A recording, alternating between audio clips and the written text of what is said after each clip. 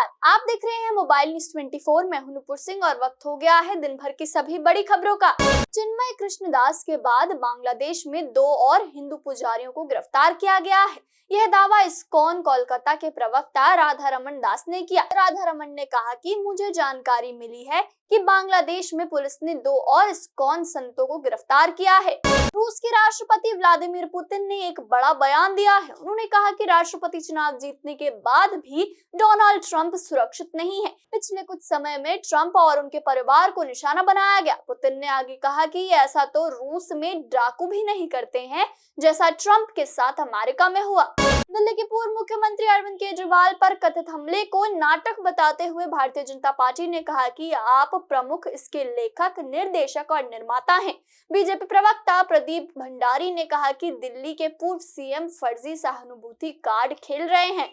असम में गौमांस पर बैन लगाने को लेकर मुख्यमंत्री हेमंत बिस्व शर्मा का बयान सामने आया है। उन्होंने कहा कि असम सरकार गौमांस पर प्रतिबंध लगाने के लिए तैयार है अगर राज्य कांग्रेस प्रमुख भूपेन कुमार बोरा उन्हें पत्र लिखकर ऐसी मांग करे। बता दें कि उनका ये बयान कांग्रेस के आरोप के बाद आया है।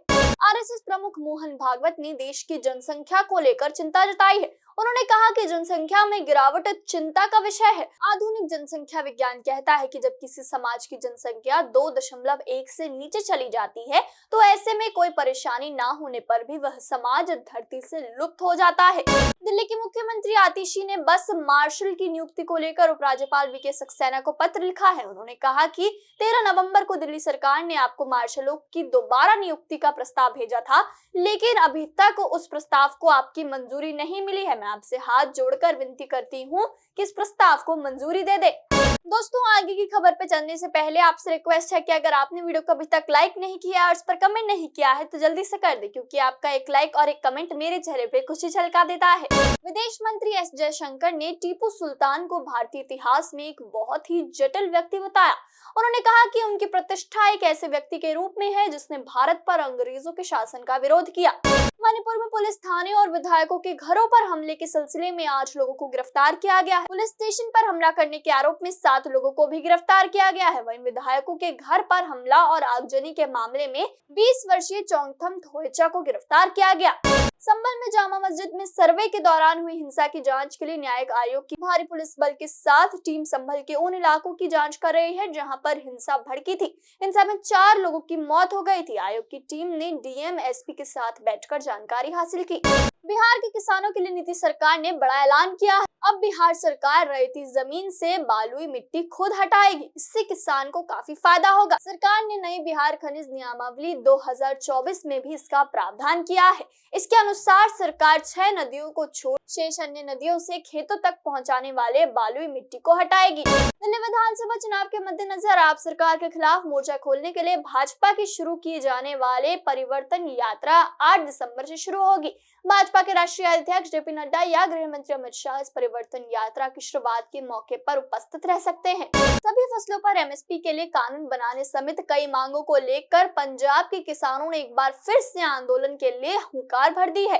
किसान संगठनों ने 6 दिसंबर को शंभू बॉर्डर से दिल्ली के पैदल मार्च निकालने और फिर दिल्ली में प्रदर्शन का ऐलान किया है। हड़प्पाकालीन सभ्यता को लेकर आइकॉनिक साइट राखीगढ़ी में टीले 7 के पास से 10,000 वर्ष पुरानी नदी होने के अवशेष मिले हैं। वह नदी करीब 5,000 वर्ष पहले सूख गई थी। वहीं भारतीय पुरातत्व सर्वेक्षण विभाग के अधिकारी इस पर मंथन करने में जुट गए हैं।